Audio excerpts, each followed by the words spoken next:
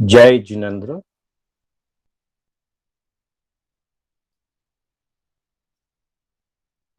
मोक्ष मार्गस्य नेतारम् भेतारम् कर्म भूभृता ज्ञातारम् विश्वतत्त्वानाम् वन्दे तद्गुणलब्धये। वन्दे तद्गुणलब्धये।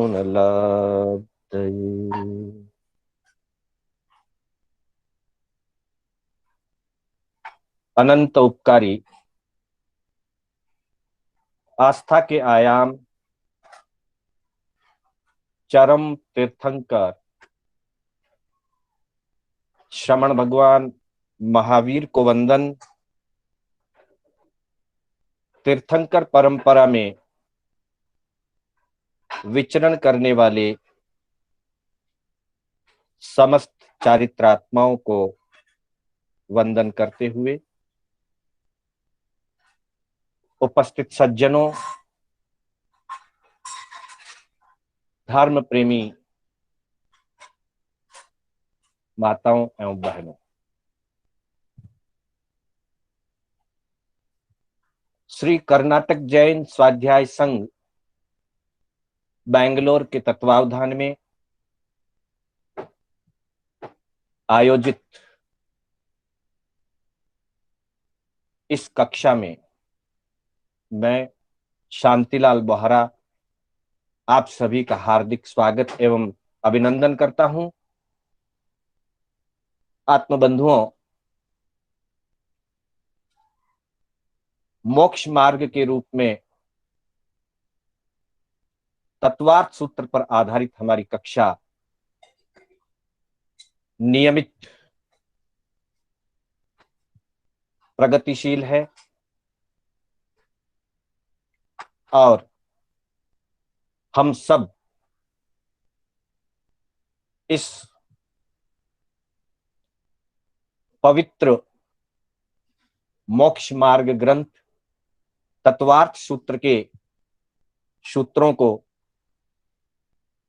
सुनते हुए, समझते हुए, चिंतन मनन और चर्चा करते हुए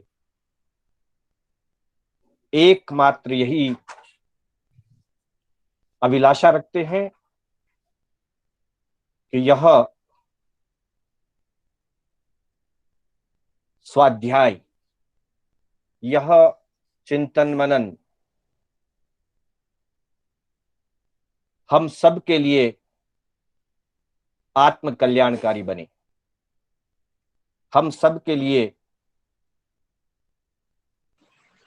जीवन के लिए मंगल बने, शुभ बने और हमारी आत्मा को मोक्ष मार्ग में अग्रसर होने का एक निमित्त कारण यह बने और हमारी आत्मा की उज्जवलता बने।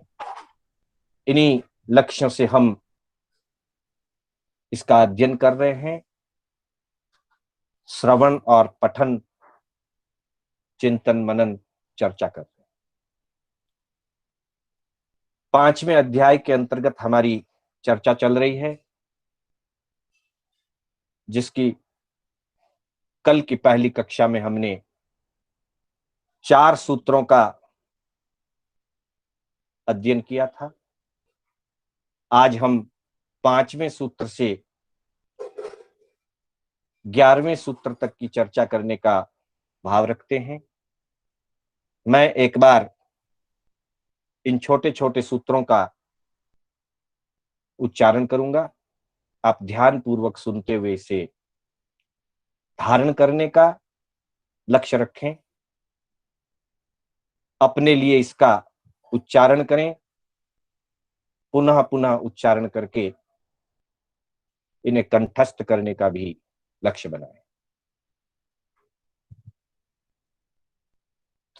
5वें अध्याय का 5वां सूत्र, आकाशादेक द्रव्याणि, आकाशादेक द्रव्याणि निष्क्रियाणि च असंख्येया प्रदेशा धर्मा धर्मयो। असंख्येया प्रदेशा धर्मा धर्मयो जीवस्य च आकाशस्यानन्ताः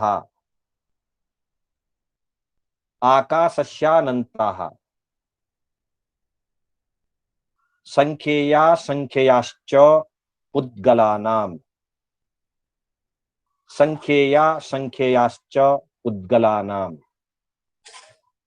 नाणोः।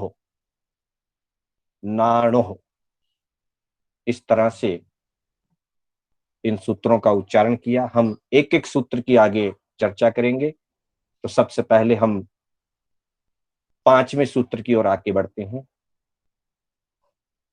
आकाशादेक द्रव्याणि, आकाशादेक द्रव्याणि अर्थात आकाशात एक द्रव्याणि। हमने कल के सूत्रों में 5 द्रव्यों का परिचय लिया था, जिसमें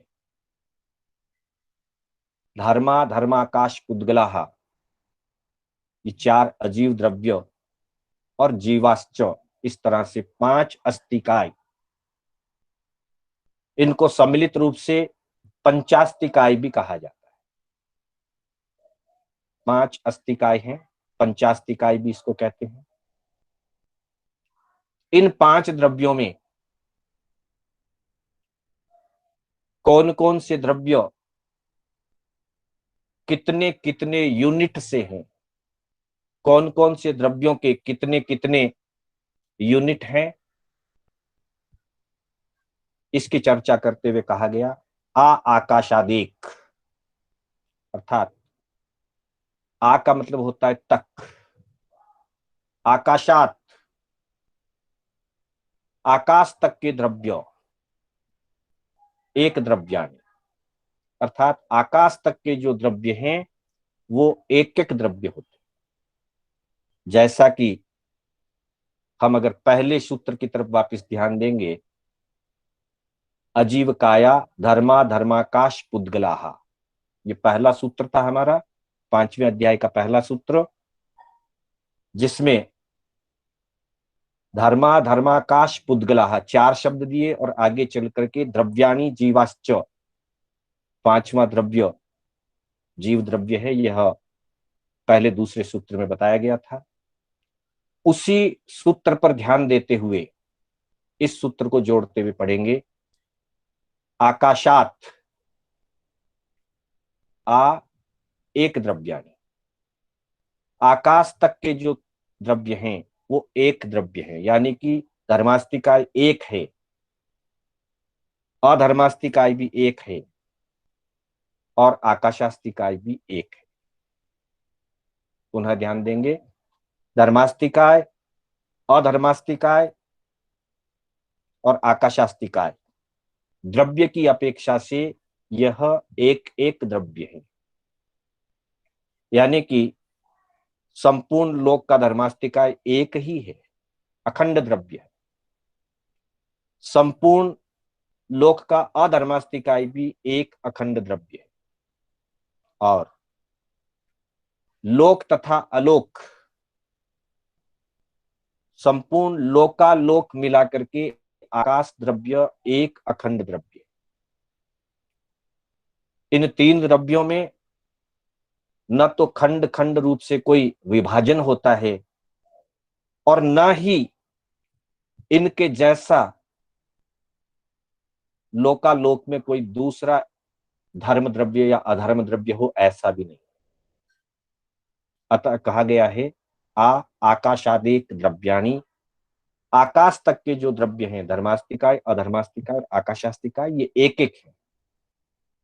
हालांकि इनके आगे चर्चा आएगी अगले सूत्रों में, धर्मास्तिकाय अधर्मास्तिकाय के असंख्यात असंख्यात प्रदेश होते हैं, आकाशास्तिकाय के अनंत प्रदेश होते हैं, लेकिन ये हमेशा अपने असंख्यात और अनंत प्रदेशों में आकाशास्तिकाय, असंख्यात प्रदेशों में धर्मास्ति और अधर्मास्तिकाय सदा अनादिकाल से अनंत काल तक वैसा ही अखंड द्रव्य रहता है। इसलिए वो यूनिट रूप से एक है।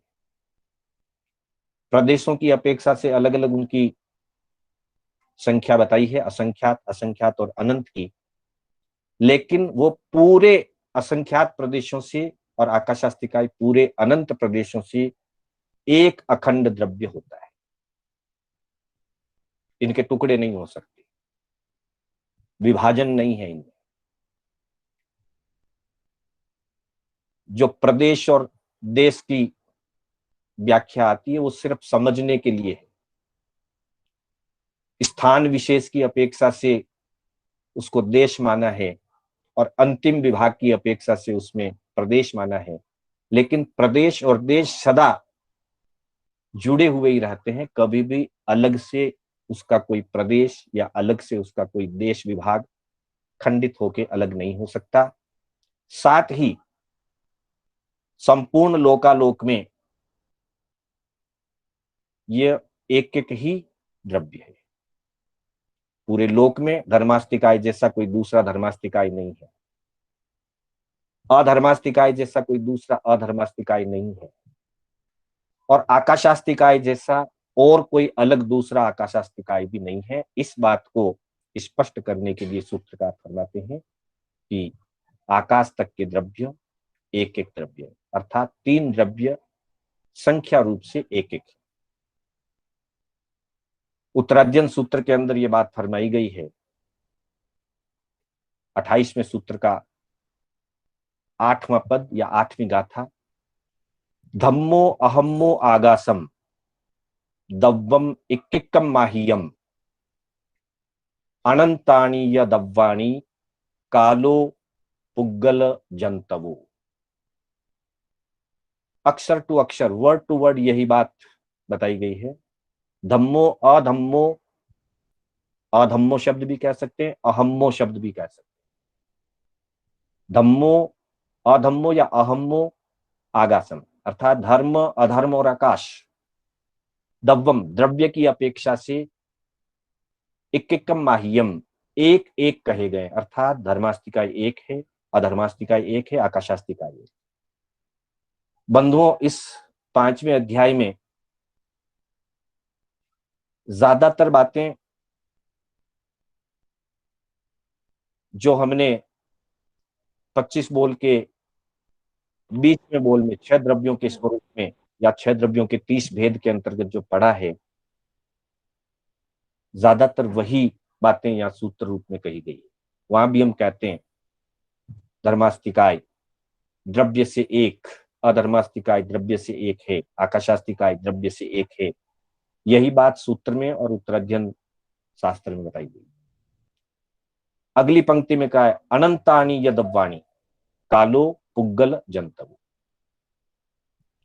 उत्तराध्ययन सूत्र के माध्यम से प्रभु महावीर फरमाते हैं कि धर्म अधर्म और आकाश ये एक एक द्रव्य होते हैं, और काल पुद्गल और जंतव, जंतव का मतलब जीव, जंतु, ये जीव का पर्यायवाची शब्द जंतु, जंतवो यानी बहुवचन।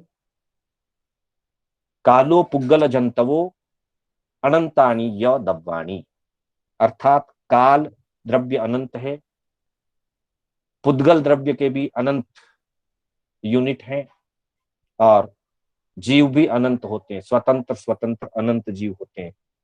सबकी आत्माएं स्वतंत्र स्वतंत्र अलग अलग है।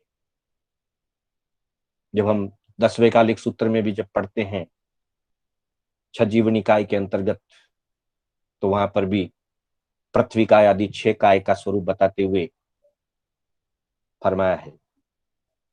पुडवी चित्तमंतमखाया अनेक जीवा पुड्ढो सत्ता। पृथ्विकाय चेतनावान कही गई है, पुड्ढो सत्ता और अनेक जीवा। पुडवी चित्तमंतमखाया अनेक जीवा पुड्ढो सत्ता।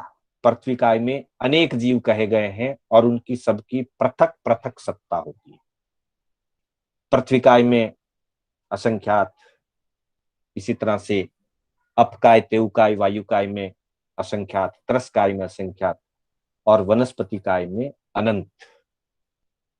इस तरह से जीव अनंत होते हैं, पुद्गल भी अनंत होते हैं, क्योंकि जितने जीव हैं उन सब जीवों का शरीर पुद्गलों से बना हुआ है। तेजस, कार्बन, औदारिक, वेक्रिय। आहार बहुत कम जीवों के होता है, पर तेजस कार्बन सबके होता है, और दूसरे भी बहुत सारे पुद्गल। इस तरह से पुद्गल भी अनंत होते हैं। काल, प्रवाहमान काल अनंत है। अनादिकाल से काल का प्रवाह चल रहा है और अनंत काल तक चलता रहेगा। साथ ही काल का अंतिम अंश, जिसको हम समय कहते हैं, सूक्ष्माति सूक्ष्म काल का जो यूनिट है उसको समय कहा गया है। एक पलक हमारी झपके उतने में असंख्यात समय बीतते हैं, ऐसा अनंत काल व्यतीत हो गया। वर्तमान चल रहा है और आगे अनंत काल चलता रहेगा। तो एक एक समय आता रहता है और चलता रहता है, आता रहता है, जाता रहता है। उस अपेक्षा से काल अनंत समय वाला कहा गया है। काल की तीन अपेक्षा से चर्चा हुई है। पुद्गल और जीव अनंत हैं। धर्मास्तिकाय, अधर्मास्तिकाय और आकाशास्तिकाय का एक एक यूनिट होता है। काल प्रवाह की अपेक्षा से अनंत है। समय की अपेक्षा से काल के अनंत समय व्यतीत हो चुके हैं और अनंत समय आगे आते रहेंगे। इसलिए वो समय की अपेक्षा से अनंत है। और किसी अपेक्षा से 25 बोल में कहा गया है, द्रव्य से एक काल अनंत द्रव्यों पर प्रवाहित होता हुआ काल एक ही है। काल दो नहीं है, अलग अलग नहीं है। काल एक ही है, लेकिन उस काल का प्रवाह अनंत है, उसमें अनंत समय होते हैं। उस दृष्टि से काल को भी अनंत की संख्या में गिना। तो फिर इस बात पे हम ध्यान देंगे। धर्मास्तिकाय, अधर्मास्तिकाय और आकाशास्तिकाय एक एक द्रव्य, पुद्गल अनंत द्रव्य, जीव अनंत है, काल प्रवाह की अपेक्षा से अनंत है, उसके अनंत समय होते हैं। अपने आप में एक ही काल है जो सभी द्रव्यों पर प्रवर्तमान होता है। कहीं कहीं किसी अपेक्षा से समय के असंख्यात विभाग बताए हैं। जहां पर्यायों की गणना आती है, वर्ण, गंध, रस, स्पर्श आदि के अंतर्गत समय असंख्यात ही बताए हैं। तो कोई कोई आचार्य विवेचना में काल को असंख्यात समय वाला गिनता है। उसका एक कारण है, संसार में जितने भी वर्ण, गंध, रस, स्पर्श या कोई भी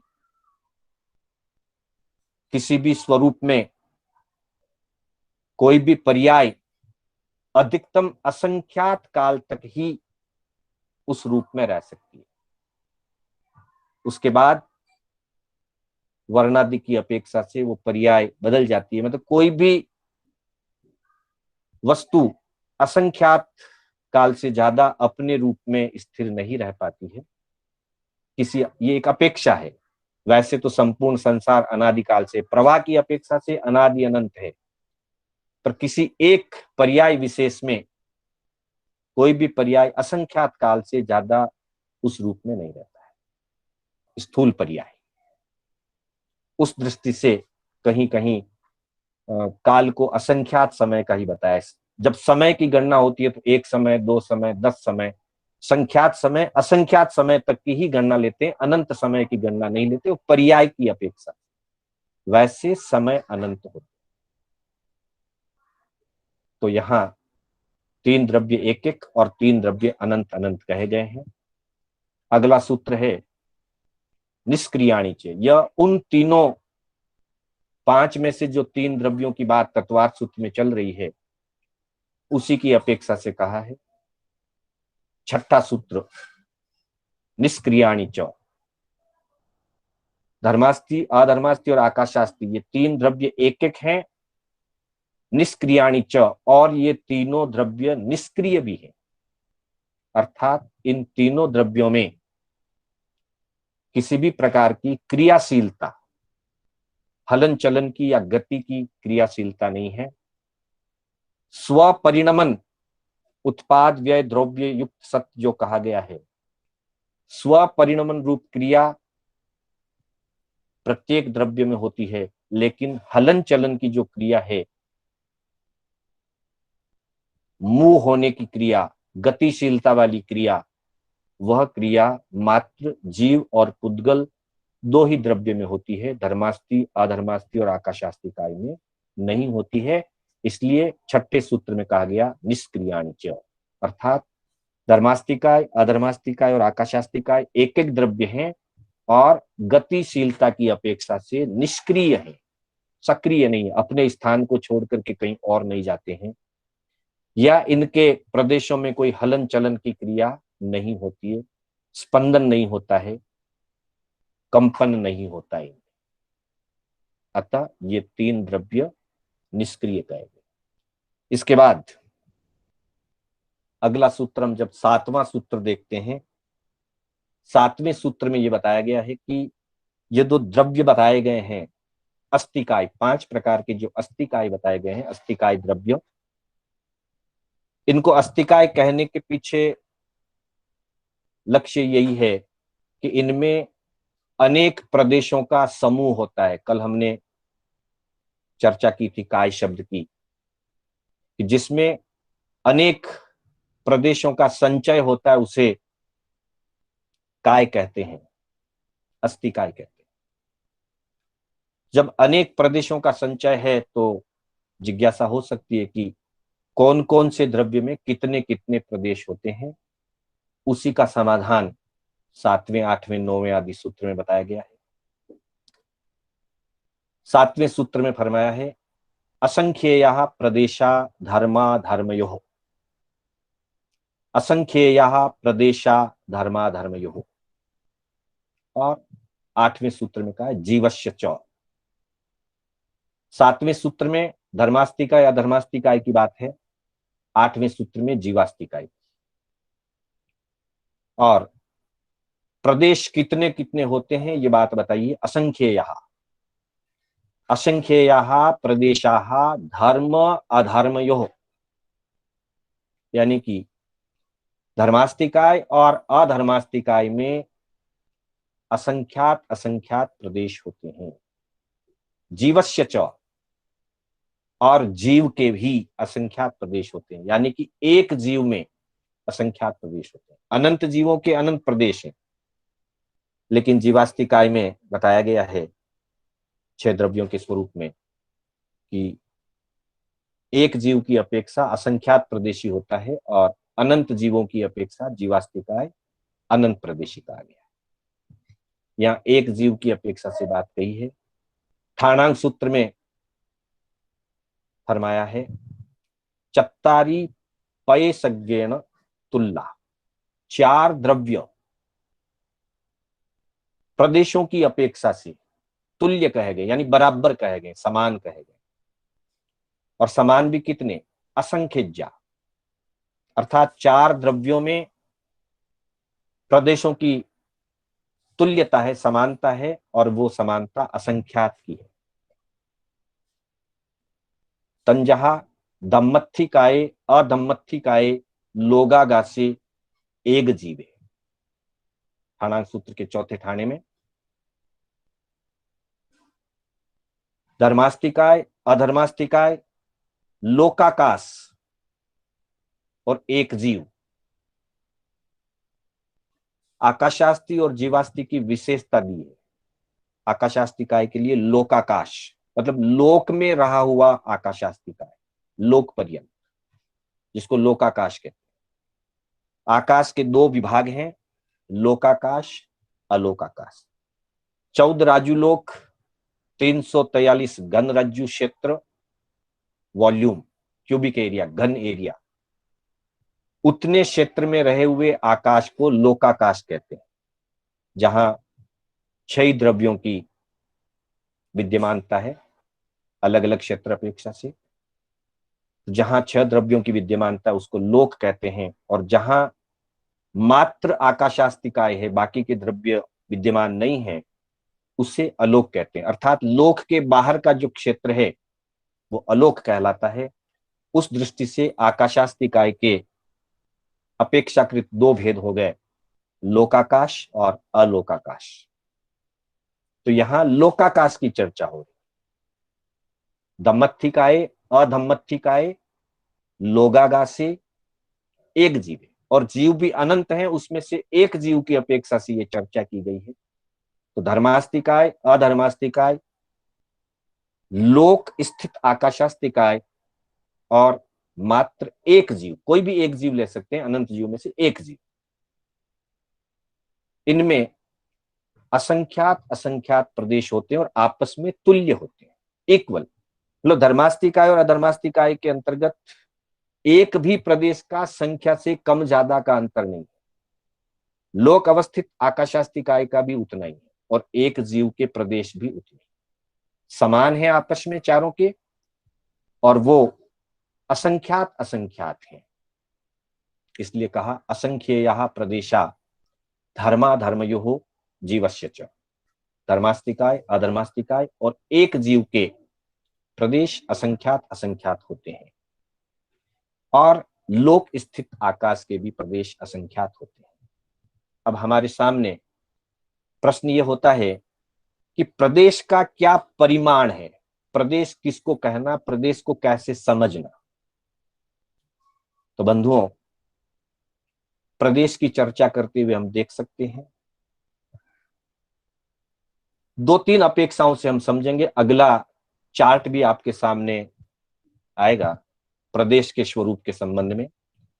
प्रदेश का स्वरूप क्या है, तो यहां 2-3 चीज बातें हम अच्छी तरह से क्लियर कर ले, धीरे धीरे समझ ले इस बात को, क्योंकि प्रदेश और परमाणु, इन बातों को लेकर के बहुत सारे लोगों में थोड़ी सी शंका रह जाती है या स्पष्ट नहीं कर पाते हैं। तो धीरे धीरे इसको अच्छी तरह से क्लियर कर ले। एक बार ये अच्छी तरह से हमें समझ में आ जाएगा, ध्यान में आ जाएगा, तो आगे की जो हम कक्षाएं लेंगे, आगे के सूत्रों को समझना हमारे लिए आसान है। तो सबसे पहली बात यह है, प्रदेश उसको कहते हैं जो स्कंद से जुड़ा हुआ होता है। पहली कंडीशन, प्रदेश स्वतंत्र नहीं होता, प्रदेश स्कंद से जुड़ा हुआ होता है। दूसरी बात, वो अंतिम पार्ट है, जुड़ा हुआ लास्ट पार्ट। लास्ट का मतलब किसी किनारे से नहीं है, लास्ट का मतलब है कि वो सबसे छोटा पार्ट है, उससे और कोई आगे सूक्ष्म पार्ट नहीं होता, इसलिए उसको अंतिम सूक्ष्म अंश कहा और अविभाज्य कहा। जो अलग नहीं है, विभाजित हुआ हुआ नहीं है, संयुक्त है। किसी भी एक बड़े यूनिट में जुड़ा हुआ छोटा से छोटा वो पार्ट कि जिसके और टुकड़े नहीं हो सकते, जिसको और भागों में नहीं बांटा जा सकता, ऐसा अंतिम सूक्ष्म अंश जब तक वो अपने स्थूल यूनिट से, अपने संपूर्ण यूनिट से जुड़ा हुआ रहता है अथवा स्कंद से जुड़ा हुआ रहता है, तब तक वो प्रदेश कहलाता है। यह प्रदेश की भाव रूप व्याख्या है। फिर ध्यान दीजिएगा, प्रदेश अपने यूनिट से जुड़ा हुआ होता है, स्कंद से जुड़ा हुआ होता है, स्थूल किसी बड़े स्कंद से, छोटे स्कंद से जुड़ा हुआ होता है। आकार की अपेक्षा से सबसे छोटा पार्ट होता है, इसलिए उसको अंतिम भाग कहा है। और वो हमेशा जुड़ा हुआ होता है तभी प्रदेश कहलाता है, इसलिए उसको अविभाज्य का है। उसके और टुकड़े नहीं हो सकते, और वो विभाजित नहीं है, अविभाजित है, जुड़ा हुआ है, तब तो वो प्रदेश कहलाता है। धर्मास्तिकाय, अधर्मास्तिकाय, आकाशास्तिकाय और जीवास्तिकाय, इन 4 प्रकार के अरूपी द्रव्यों में प्रदेश हमेशा जुड़ा हुआ ही रहता है। कभी भी धर्मास्तिकाय का एक प्रदेश अलग नहीं निकलता, अधर्मास्तिकाय का, आकाशास्तिकाय का, या एक जीव का, जीवास्तिकाय का एक भी प्रदेश अपने संपूर्ण स्कंद से अलग नहीं होते हैं, विभाजित नहीं होते, हमेशा प्रदेश प्रदेश रूप में ही रहते हैं। मात्र पुद्गलास्तिकाय ही एक ऐसा द्रव्य है जिसमें प्रदेश जुड़ते भी हैं और टूट करके निकलते भी। जब तक जुड़ा हुआ रहता है तब तक वो प्रदेश कहलाता है, और जब प्रदेश अपने स्कंद से टूट करके अलग हो जाता है, स्वतंत्र हो जाता है, तो परमाणु कहलाता है। परमाणु की चर्चा हम फिर करेंगे, पर यहां समझने के लिए धर्मास्तिकाय, अधर्मास्तिकाय, आकाशास्तिकाय और जीवास्तिकाय में प्रदेश तक की ही व्याख्या है, परमाणु का भेद नहीं है, क्योंकि इनके प्रदेश टूट करके अलग नहीं निकलते। तो पहली व्याख्या, स्कंद से जुड़ा हुआ अंतिम भाग, अविभाजित अंश, सूक्ष्म अंश प्रदेश कहलाता है। ये भाव व्याख्या है। द्रव्य क्षेत्र की अपेक्षा से व्याख्या ये बताई गई है। जैसा हमने कहा, पुद्गल में प्रदेश अलग निकल सकता है, और जब पुद्गल का प्रदेश अलग निकलता है तो उसको परमाणु कहते हैं या अणु कहते हैं। अणु या परमाणु एक ही बात है, शब्द को विशेष रूप से समझने के लिए उसको परमाणु कह दिया। तो वो पुद्गल का अंतिम पार्ट है जो स्कंद से अलग हो चुका, उसको परमाणु कहते हैं। वह परमाणु आकाश में जहां भी ठहरा हो, इस धरती पर जहां भी ठहरा हो, आकाश का मतलब अंतरिक्ष नहीं है, आकाश का मतलब आकाशास्तिकाय, लोक। इस लोक में एक स्वतंत्र परमाणु पुद्गल का जहां भी स्थिर होता है, उस स्वतंत्र परमाणु के अवगाहित होने में, ठहरने में, रुकने में, स्थान ग्रहण करने में आकाश का जितना क्षेत्र चाहिए होता है, या जितने क्षेत्र में वो अवगाहित होता है, बहुत छोटा है। सुई की नोक जितने स्थान में अनंत प्रदेश हो सकते हैं, होते हैं। हमें दिखाई देने वाला छोटे से छोटा अंश भी अनंत प्रदेशों का समूह होता है। हमें नहीं दिखाई देने वाला सूक्ष्म स्कंद भी अनंत परमाणुओं से मिलकर के बना हुआ होता है। तो उसमें का एक परमाणु जब आकाश में स्वतंत्र रूप में कहीं भी स्थित हुआ, वो जितना एरिया कवर करता है, अवगाहित करता है, जितना एरिया कवर करता है, आकाश के उतने क्षेत्र को आकाश प्रदेश कहते हैं। हम कहते हैं ना, इस लोक में असंख्यात आकाश प्रदेश हैं। तो आकाश प्रदेश उस एरिया का नाम है, उस पार्ट का, जितने से क्षेत्र पर एक स्वतंत्र परमाणु पुद्गल से अलग निकला हुआ, पुद्गल स्कंद से अलग निकला हुआ स्वतंत्र परमाणु जितने से स्थान पर ठहरता है, रुकता है, उतना स्थान आकाश प्रदेश कहलाता है। वही आकाशास्तिकाय का प्रदेश है, अलग नहीं होता है, जुड़ा हुआ ही रहेगा। और चूंकि जितना एरिया लोकाकाश का है, उतना ही एरिया धर्मास्तिकाय का है, उतना ही एरिया अधर्मास्तिकाय का है। और एक जीव जब केवली समुद्घात करते हुए, केवली समुद्घात के चौथे समय में जब पूर्ण होता है, तो पूरे लोक को एक जीव व्याप्त कर लेता है। एक जीव पूरे लोक में विस्तार पा लेता है, एक जीव। तो एक जीव का विस्तार लोकाकाश का विस्तार, धर्मास्तिकाय का विस्तार और अधर्मास्तिकाय का विस्तार समतुल्य है, बराबर बराबर। इसलिए अगर इस लोक में संपूर्ण लोक 343 घन रज्जु, संपूर्ण लोक में अगर एक एक परमाणु, हालांकि ऐसा होता नहीं है पर समझने के लिए, एक एक परमाणु अगर ठहराए जाएं तो संपूर्ण लोक में मात्र असंख्यात परमाणु ही ठहर सकते हैं। इतना ही है लोक का क्षेत्र, बहुत बड़ा है, असंख्यात योजन का है, 14 राजू ऊंचा है, 343 राजू घन फल है उसका, वॉल्यूम कह सकते हैं या क्यूबिक एरिया। परंतु उसमें स्वतंत्र स्वतंत्र परमाणु अगर एक एक परमाणु खुले खुले अगर ठहराए जाएं तो असंख्यात परमाणु ही ठहर सकते हैं।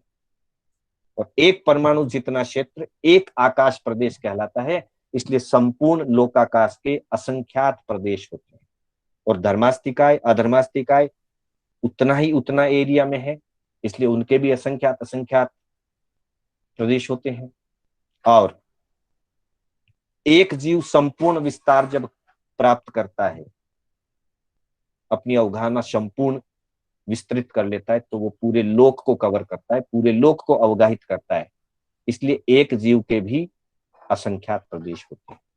इस तरह से प्रदेश की व्याख्या जुड़ा हुआ अंश, सूक्ष्म अंश, अंतिम अविभाजित अंश, जब तक वो अपने यूनिट में जुड़ा हुआ है वहां तक वो असंख्यात या अनंत जितनी भी स्थिति में होगा वो प्रदेश कहलाएगा। और पुद्गलास्तिकाय में वो अलग निकल सकता है, जब वो अलग निकल जाए तो वह परमाणु कहलाता है। तो यह इसमें ये व्याख्या बताई गई, आकार की अपेक्षा से एक परमाणु जितना अवगाहित क्षेत्र आकाश का एक प्रदेश कहलाता है। इस तरह से लोक में स्थित आकाश असंख्यात प्रदेशी है, और लोक के जितने प्रदेश हैं उतने ही प्रदेश धर्मास्तिकाय के अधर्मास्तिकाय के होने से वो भी असंख्यात प्रदेशी हैं। और इसी प्रकार एक जीव के भी असंख्यात प्रदेश होते हैं। तो यहां हमने प्रदेश की व्याख्या की। अब आगे हम चलते हैं अगले सूत्र में। 9वां सूत्र हम आगे लेंगे। 9वां सूत्र है आकाशस्य अनंतः। धर्मास्तिकाय की चर्चा हुई, अधर्मास्तिकाय की चर्चा हुई, एक जीव की चर्चा हो गई। आकाश, लोक मात्र आकाश की चर्चा हुई, लेकिन संपूर्ण आकाश की चर्चा अभी नहीं हुई। तो उससे संदर्भ में कहा गया है आकाशस्य अनंतः, अर्थात आकाशास्तिकाय के अनंत प्रदेश। यहाँ लोक अलोक दोनों, संपूर्ण आकाशास्तिकाय की अपेक्षा से कहा गया है। मात्र लोकाकाश की अपेक्षा असंख्यात प्रदेश हैं, और उसकी अपेक्षा से संपूर्ण आकाश अनंत गुना है। अलोक आकाश का कोई अंत नहीं है, इसलिए उसमें अनंत प्रदेश होते हैं। आगम में कहा गया है प्रज्ञापना सूत्र के अंतर्गत 3रे पद में कहा आगासक्तिकाय पये सठ्ठयाये अनंत गुण। आकाशास्तिकाय धर्मास्ति और धर्मास्ति आदि की अपेक्षा से प्रदेशों के अंतर्गत अनंत गुणा बताया गया, यानी कि उसके अनंत प्रदेश होते हैं। अब हमारे सामने 3 शब्द आते हैं। अगला सूत्र आएगा जब हम देखेंगे तो उसमें आएगा संख्यात असंख्यात अनंत। तो हम थोड़ी सी संख्यात असंख्यात और अनंत की भी चर्चा कर लें कि संख्यात किसको कहना, असंख्यात किसको कहना और अनंत किसको कहना, और इनके विकल्प कितने कितने हो सकते हैं। तो सबसे पहले संख्यात, जहां 1 2 3 4 5 जिनको हम गिनते हैं ये संख्यात कहलाता है। हजार, लाख, करोड़, अरब, खरब, जितना आज का कंप्यूटर गिन सकता है उससे आगे भी संख्या है। जिनकी गिनती हो सकती है, हालांकि बहुत बहुत बड़ी बड़ी संख्याएं हैं। जैन दर्शन में संख्याओं का जहां वर्णन चला है, नाम युक्त संख्या उत्कृष्ट शीर्ष प्रहेलिका बताई गई। शीर्ष प्रहेलिका को नाम युक्त सबसे बड़ी संख्या दी। उसके बाद भी संख्या है, लेकिन उनके कोई नाम नहीं दिए गए। हालांकि हमारे लिए तो शीर्ष प्रहेलिका भी हमारी बुद्धि से बाहर की चीज है, जिसके लिए कहा जाता है कि 194 194 डिजिट 194 डिजिट तक संख्या बताई गई है जिनके नाम दिए गए हैं, और सबसे अंतिम नाम दिया है शीर्ष प्रहेलिका का। उससे भी आगे संख्याएं हैं जिनके नाम नहीं दिए गए हैं, पर जहां वो भी खत्म हो जाए, जिनके नाम नहीं दिए गए, वहां तक भी संख्या है, उसके आगे असंख्याता है।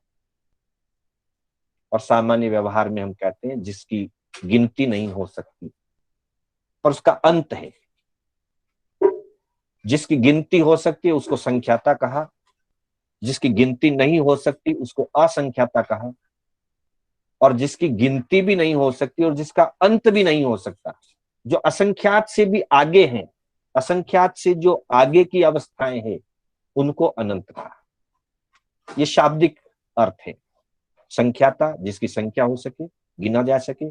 असंख्याता जिसकी संख्या नहीं है, जिसको गिना नहीं जा सकता, जिसकी संख्या का कोई नाम नहीं बताया गया है भगवान ने, उसके आगे की बात, यानी कि संख्यात के उत्कृष्ट संख्यात से आगे की अवस्था असंख्यात, और उत्कृष्ट असंख्यात से आगे की जो अवस्था है उसको अनंत कहते हैं, और शाब्दिक अर्थ में कहते हैं जिसका कोई अंत ना हो उसे अनंत। विशेष बात यह है कि संख्यात के संख्यात विकल्प हैं। संख्यात के जैसे सिंगल यूनिट के एक अंक के 9 विकल्प हैं, 1 से लेकर 9 तक। फिर 2 की संख्या के लेंगे तो 10 से लेकर के 99 तक 90 यूनिट हैं। 3 संख्या लेंगे 100 से लेकर 999 तक 900 यूनिट हैं। लो 9, 90, 900, 9000 ऐसे यूनिट बनते ही जाएंगे। 90,000, 9 लाख, 90 लाख, 9 करोड़, मतलब जितना जितना आगे बढ़ेंगे उतनी उतनी अंकों में उतने उतने विकल्प हैं। तो संख्याता के संख्यात विकल्प हैं, असंख्याता के असंख्यात विकल्प हैं, मतलब असंख्यात प्रकार के असंख्याता है, और अनंत के अनंत विकल्प हैं, अनंत प्रकार के अनंत हैं। इसलिए छोटे अनंत और बड़े अनंत में अनंत गुणे का फर्क हो सकता है। जैसे कि जब हम बासठिया का थोकड़ा या अल्पा बहुत्व का थोकड़ा जब देखते हैं तो वहां आता है कि अभवी जीव भी अनंत हैं और समुचे जीव भी अनंत है, लेकिन अभवी जीव के अनंत से समुचे जीव अनंत अनंत गुना अधिक है। इसका मतलब अनंत के अनंत विकल्प होते हैं, असंख्यात के असंख्यात विकल्प होते हैं, और संख्यात के संख्यात विकल्प होते हैं।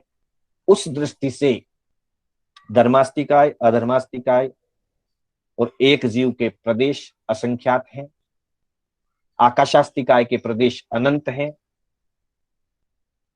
लोक अवस्थित आकाश के प्रदेश असंख्यात हैं, एक जीव के प्रदेश असंख्यात हैं। समस्त जीवों के प्रदेशों को अगर सम्मिलित किया जाए तो अनंत प्रदेशी जीवास्तिकाय होता है। फिर अपन आगे बढ़ते हैं, आकाशस्य अनंतः, आकाश के अनंत प्रदेश होते हैं।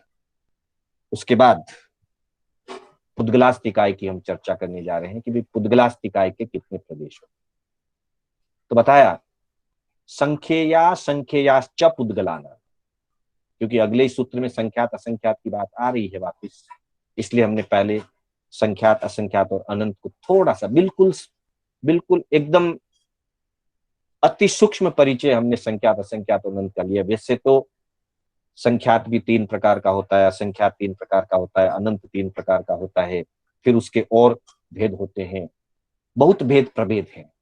पूरा एक थोकड़ा है इनके ऊपर, संख्यात असंख्यात और अनंत के ऊपर, जिसको हमारे थोकड़ों की भाषा में डाला फाला का थोकड़ा कहते हैं। जो उस ठोकरे को जानते हैं उनको पता है कि संख्यात कितने प्रकार के, असंख्यात कितने प्रकार के, अनंत कितने प्रकार के। विकल्प से संख्यात संख्यात विकल्प हैं, असंख्यात के असंख्यात विकल्प हैं और अनंत के अनंत विकल्प हैं। मुख्य भेदों की अपेक्षा से जगन्य, मध्यम, उत्कृष्ट तीन तीन भेद हैं एक एक के, और विशेष अपेक्षा से एक एक के नौ नौ भेद है। संख्याता 9 प्रकार का, असंख्याता 9 प्रकार का और अनंत भी 9 प्रकार का। ये बिल्कुल बड़ा अलग विषय है, हम आज इसकी चर्चा नहीं करेंगे। जस्ट आपकी और मेरी जानकारी के लिए ये बात बता रहा हूं। तो बंधुओं, अगली बात हमारी चल रही है संख्यया संख्ययाश्च पुद्गलाना। पुद्गल के अंदर कितने प्रदेश हो सकते हैं? तो बताया कि संख्यया असंख्यया च पुद्गलाना, अर्थात पुद्गल में संख्यात प्रदेशी भी हो सकता है, असंख्यया असंख्यात प्रदेशी भी पुद्गल हो सकता है। और च लिख करके 9वें सूत्र को इसके साथ जोड़ेंगे, आकाशस्य अनंता, अंतिम शब्द था अनंता, अनंता शब्द को इसके साथ जोड़ेंगे, पुद्गलाना। पुद्गलों में संख्यात प्रदेश भी होते हैं, असंख्यात प्रदेश भी होते हैं और अनंत प्रदेश भी होते हैं। ये यूनिट की अपेक्षा से कहा गया। कोई पुद्गल का स्कंद, पुद्गलास्तिकाय का कोई छोटा स्कंद 2 प्रदेश का भी हो सकता है, 3 प्रदेश का भी हो सकता है, 4-5 प्रदेश का भी हो सकता है, संख्यात प्रदेश का भी हो सकता है। कोई स्कंद असंख्यात प्रदेशी भी हो सकता है और अनेक स्कंद अनंत प्रदेशी भी हो। अतः क्योंकि ये पुद्गलास्तिकाई ऐसा है जिसके स्कंद छोटे और बड़े होते रहते हैं, जुड़ते और बिछुड़ते रहते हैं, प्रदेश जुड़ते रहते हैं, प्रदेश निकलते रहते हैं, निकलने पर वो परमाणु बन जाएगा, जुड़ने पर वो प्रदेश बन जाएगा। तो मिलने और बिखरने की जो व्यवस्था वो सिर्फ पुद्गलास्तिकाय में है। इसलिए पुद्गलास्तिकाय के स्कंद छोटे बड़े अनेक प्रकार के, अनंत प्रकार के पुद्गलास्तिकाय के स्कंद होते हैं। इसलिए कहा संख्यया संख्ययाश्च पुद्गलानाम, अर्थात पुद्गलास्तिकाय के संख्यात प्रदेशी स्कंद भी अनेक हैं, असंख्यात प्रदेशी स्कंद भी अनेक हैं और अनंत प्रदेशी स्कंद भी अनेक हैं। फिर का ना अणु हो, न अणु हो, अणु यानी अणु, परमाणु। परमाणु में कोई प्रदेश नहीं होता है। प्रदेश उसको कहते हैं जो जुड़ा हुआ भाग है,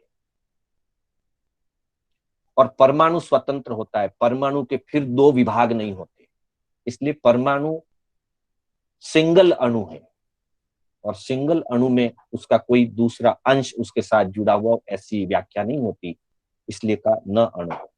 अणु में कोई प्रदेश नहीं होते, स्कंद में प्रदेश होते हैं, स्कंद में देश और प्रदेश होते हैं, लेकिन अणु में नहीं होते हैं। इसलिए जब स्कंद बनता है तो परमाणुओं के मिलने से स्कंद बनता है। तो 2 परमाणु अगर जुड़े तो वो द्विप्रदेशी स्कंद बन जाएगा। 10 परमाणु जुड़ करके अगर एक स्कंद बना तो 10 प्रदेशी स्कंद होगा। संख्यात या असंख्यात परमाणु मिलकर के कोई स्कंद बना तो वो संख्यात प्रदेशी या असंख्यात प्रदेशी स्कंद होगा। और अनंत परमाणुओं के मिलने से जो स्कंद बनता है उसको अनंत प्रदेशी स्कंद कहते हैं। और ये सिर्फ पुद्गल के लिए, बाकी के लिए अपने अपने स्कंद नियत है, उनके स्कंधों में प्रदेशों की संख्या घटती बढ़ती नहीं है। आकाशास्तिकाय का एक स्कंद अनंत प्रदेश का है, जीव का एक स्कंद असंख्यात प्रदेश का है और धर्मास्ति अधर्मास्ति का भी एक एक स्कंद असंख्यात असंख्यात प्रदेश का है। लेकिन पुद्गलास्तिकाय में विभिन्न प्रकार के स्कंद होते हैं। इसलिए यहां कहा कि पुद्गल का जो अंतिम स्वतंत्र अंश है, पुद्गलास्तिकाय का पुद्गल का अंतिम अंश होता है। परमाणु मात्र पुद्गल द्रव्य में ही होता है। स्कंद से जुड़ा हुआ परमाणु ही प्रदेश कहलाता है। जब वो स्वतंत्र निकलता है तब उसको परमाणु कहते हैं। यही बात हम आगम के अंदर देखते हैं।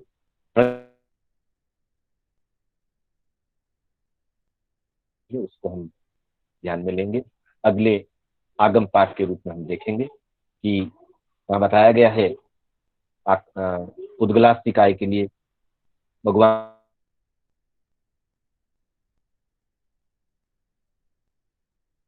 पनत्ता। भगवान रूपी जो अजीव है, अर्थात रूपी अजीव यानी पुद्गलास्तिकाय, पुद्गलास्तिकाय की अपेक्षा से पूछा गया। पज्जवाणम बनते कई विहापनत्ता, भगवान उसकी पर्याय कितने प्रकार की होती है। भगवान फरमाते हैं गोयमा रूबी अजीव पज्जवा चौ विहापनत्ता, 4 प्रकार के तंजा, खंधा, खंद देशा, खंद पयसा, परमाणु पुद्गले। अर्थात पुद्गलास्तिकाय का स्कंद होता है, वो स्कंद 2 से लेकर अनंत परमाणु से जुड़ा हुआ हो सकता है। खंद देशा, स्कंद का देश होता है, मतलब देश भी स्वतंत्र नहीं है। स्वतंत्र या तो स्कंद होता है या तो परमाणु होता है। देश और प्रदेश उसके विभाग हैं जो हम अपनी व्यवस्था अनुसार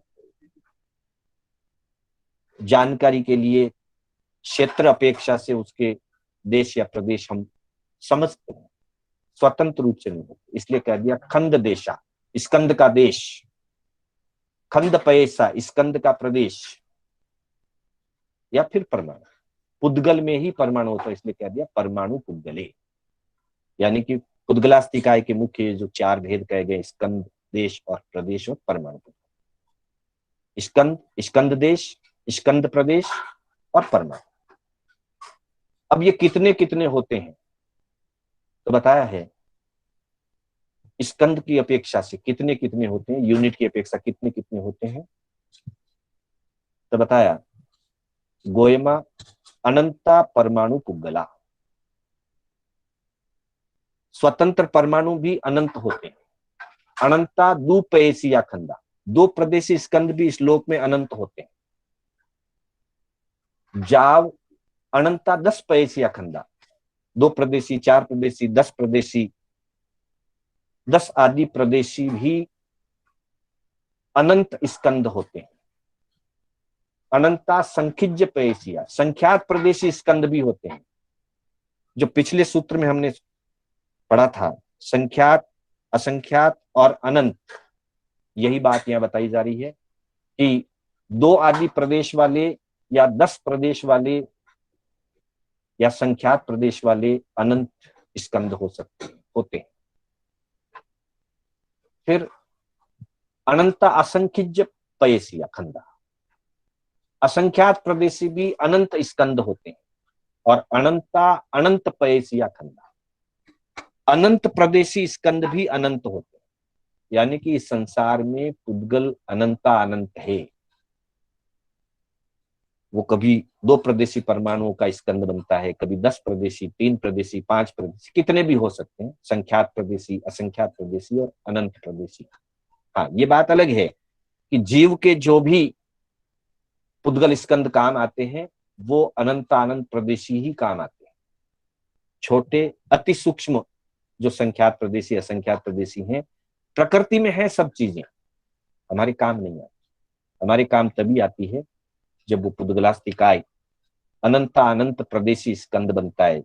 जीव को जो योग्य है, जीव के लिए जो उपयोगी है, उतने प्रदेशी स्कंद बनने पर ही जीव उसको ग्रहण करता है। बाकी के स्कंद प्रकृति में है स्वभाव से, टूटते रहते हैं, जुड़ते रहते हैं, मिलते रहते हैं, बिखरते रहते हैं, जीव के काम नहीं आते। जीव के काम जब वो औदारिक रूप बनता है, वेकरी रूप बनता है, उसकी उस अवस्था में वो वर्गना बनती है, तभी काम आता है।